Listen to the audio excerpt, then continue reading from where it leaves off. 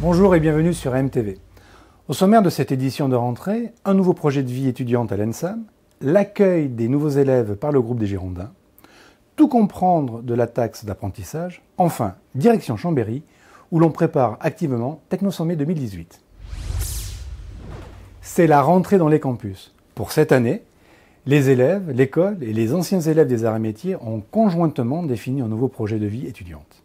Ouvert sur le monde et innovant, il couvre les 3 années de scolarité et concerne la formation humaine aussi bien que l'enseignement. Voici les meilleurs moments de l'émission consacrée à ce sujet. C'est une rentrée qui est particulièrement importante pour l'établissement et pour toute la communauté arts et métiers pour de multiples raisons. Notre établissement, depuis sa création en 1680, accompagne l'industrie dans ses mutations.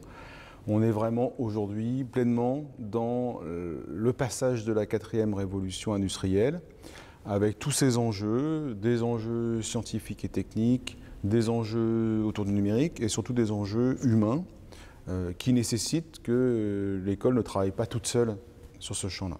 Nous, on compte vraiment permettre, pendant les 3 prochaines années, aux étudiants d'accéder à des responsabilités, de faire vivre les premiers événements humains qui sont relativement forts. Nous avons des galas, on a le plus grand rassemblement au ski d'Europe, plus grand rassemblement étudiant, plus grand forum d'entreprises élèves en France. Il y a énormément d'événements où on pourra en même temps s'amuser parce que c'est la mission d'un étudiant s'il veut bien profiter de Ça fait partie de la vie étudiante. Voilà, c'est ça.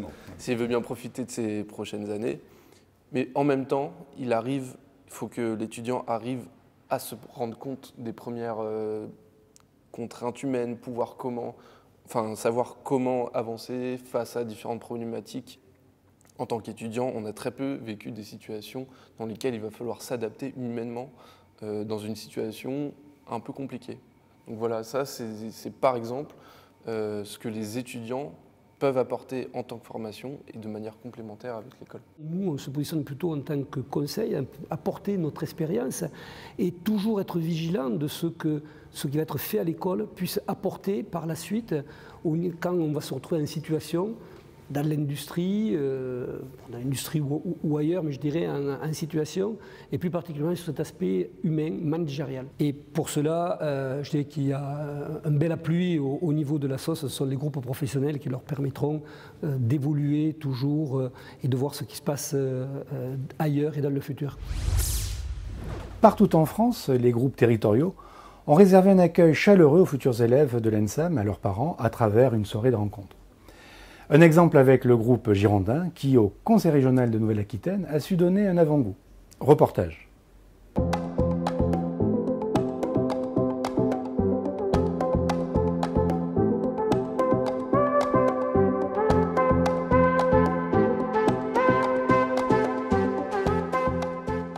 Merci aux anciens d'école, plus ou moins jeunes. On va dire que ça va des promos 50 jusqu'aux promos 2017.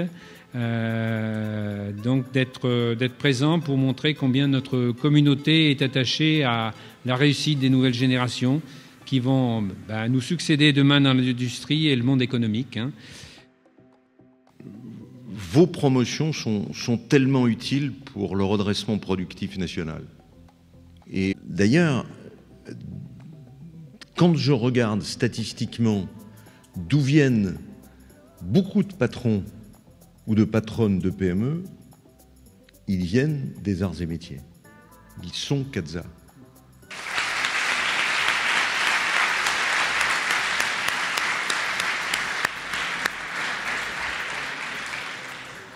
La Bordeaux 193, notre promotion, joue un rôle un peu particulier pour vous dans la famille des Gazzard.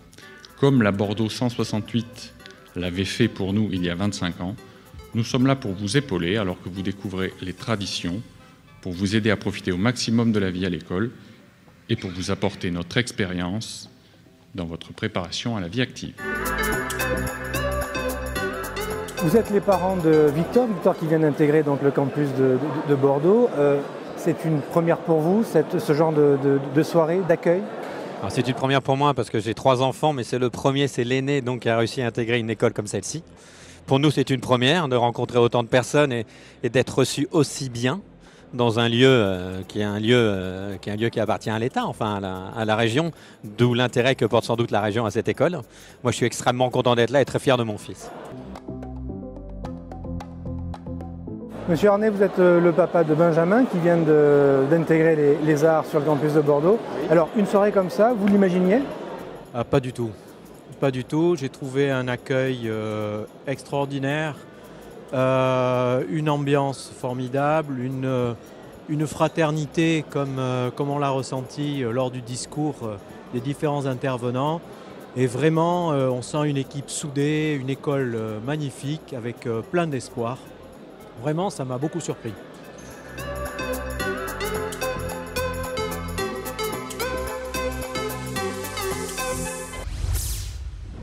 Avec 2,6 millions d'euros collectés par an, la taxe d'apprentissage est une rentrée d'argent non négligeable pour l'école.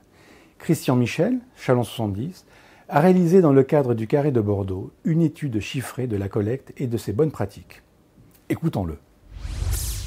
La taxe d'apprentissage pour l'ENSAM et en donnant des ordres de grandeur, donc pour l'ensemble de l'école, c'est 2,6 millions par an. Collecté sur les différents centres que représente l'école, donc sur l'ensemble du territoire.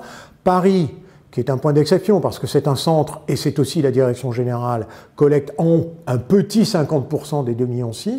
Tout le reste est collecté localement dans les centres de province, avec un étalement selon les centres qui va de 100 kg à 500 kg. Puisque je suis auprès du centre de Bordeaux. Pour le centre de Bordeaux, c'est 215-220 kg par an. Alors justement, est-ce que tous les centres sont égaux dans la captation de cette taxe ou certains sont déjà un petit peu plus en avance? Enfin, quel est votre recul sur ce benchmark que vous avez réalisé? Alors je pense qu'il n'y a pas de hasard dans nos résultats.